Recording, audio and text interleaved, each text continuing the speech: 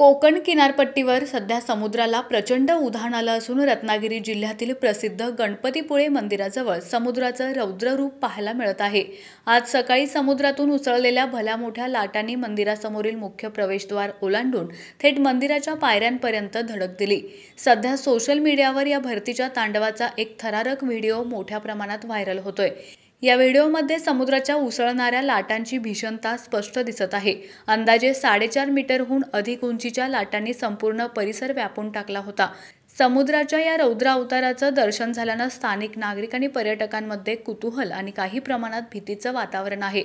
हवामान विभागाने दिलेल्या इशाऱ्यानुसार आजही कोकणातील समुद्राला भरतीमुळे मोठं उधाण कायम राहणार आहे।